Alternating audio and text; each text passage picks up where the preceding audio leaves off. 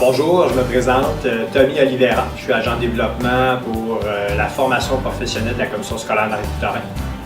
3 centres de formation professionnelle, Jacques Rousseau, Pierre Dupuis et Charlotte Tassin. On a des questions mythes à vous poser concernant les diplômes professionnels. Que souvent, beaucoup de jeunes, beaucoup de parents généralisent tous les métiers de EP. C'est des questions mythes. Bon, on va commencer par la première question mythe qui est est-ce vrai que la formation professionnelle est pour les élèves qui ont une difficulté à l'école? La question devrait plutôt se poser de cette façon-là en se disant qu'est-ce que l'élève veut faire? Hein?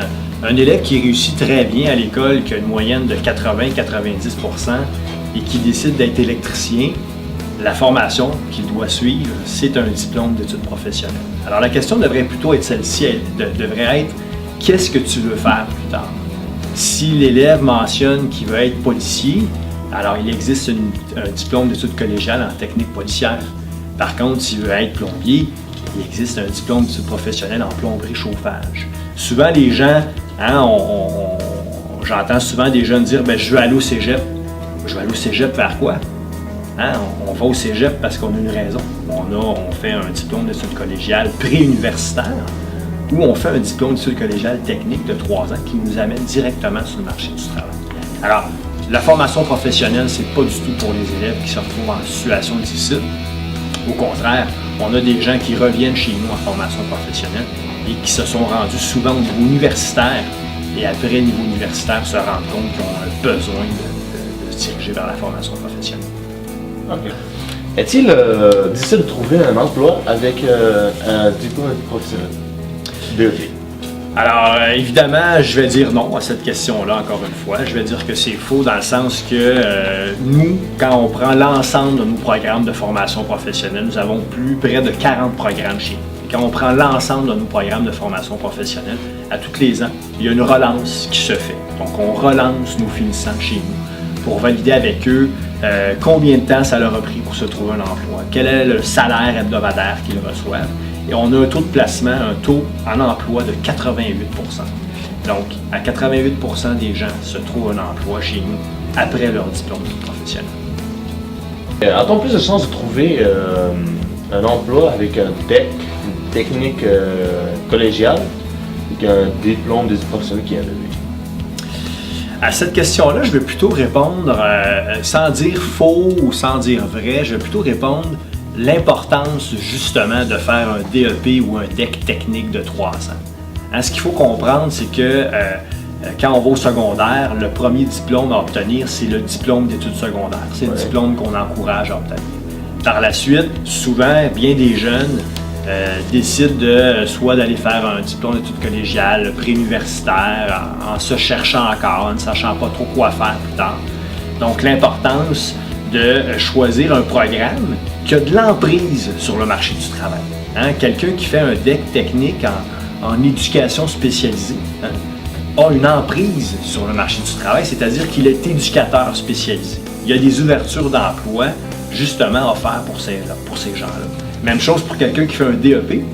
Quelqu'un qui fait un DEP en soudage-montage a une emprise sur le marché du travail. Un employeur qui cherche un soudeur va embaucher celui qui a un DEP en soudage que la personne qui a seulement un DES, un diplôme d'études secondaires. Même chose pour le diplôme d'études collégiales pré-universitaires. Alors c'est à ce niveau-là que je ferai une petite nuance. Les deux sont considérés, le DEP et le diplôme d'études collégiales techniques sont considérés comme des diplômes attrayants pour les employeurs pour le marché du travail. On enchaîne encore une fois pour le mythe numéro 4 qui est ça c'est un très populaire, c'est pour beaucoup le DEP n'est pas payant. Est-ce que vous êtes du même avis? Écoute, c'est intéressant ce que tu apportes comme question.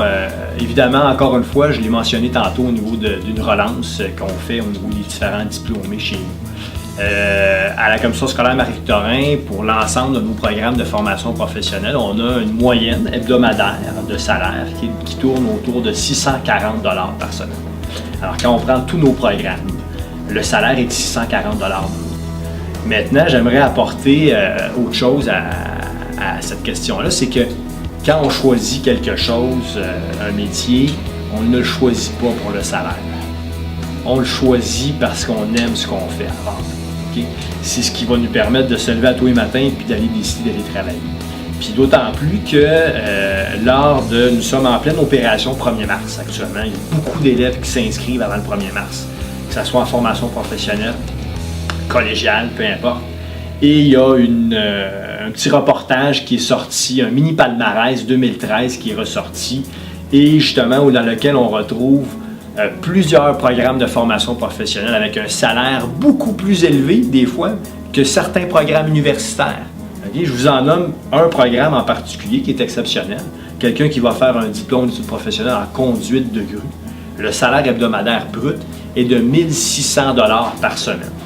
Alors qu'un élève qui va étudier, par exemple, en médecine vétérinaire, là on parle d'un doctorat, va gagner brut 1 320 $ par semaine. Alors, il ne faut pas voir l'aspect durée d'études, salaire. Il faut vraiment y aller. Qu'est-ce que je veux faire? Qu'est-ce que j'aime? C'est quoi mes intérêts, mes habiletés, mes aptitudes?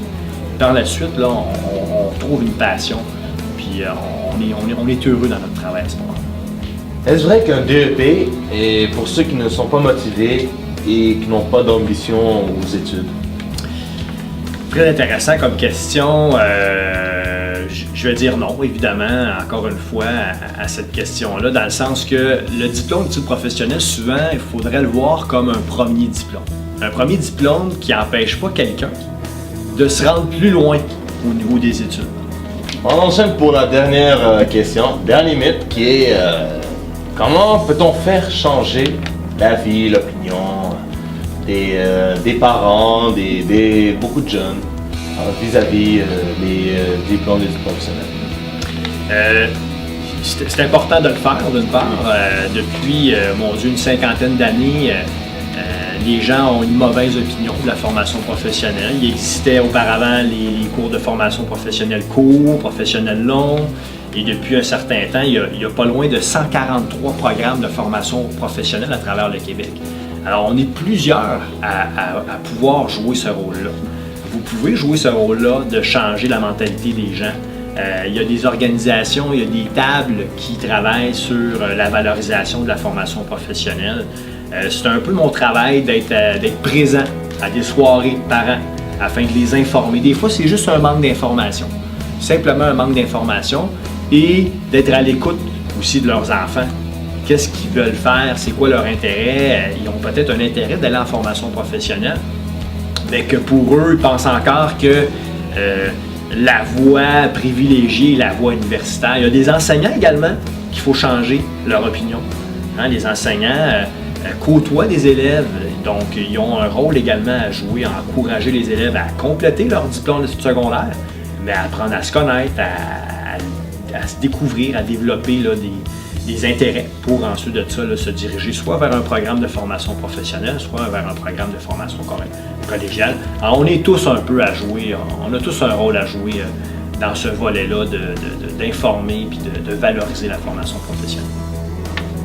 Bien, merci monsieur d'avoir répondu à nos questions.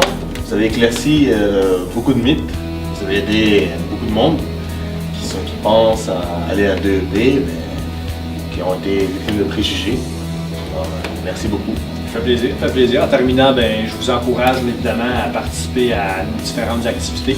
Donc, nous avons des portes ouvertes tous les mois de novembre en formation professionnelle dans nos 3 centres.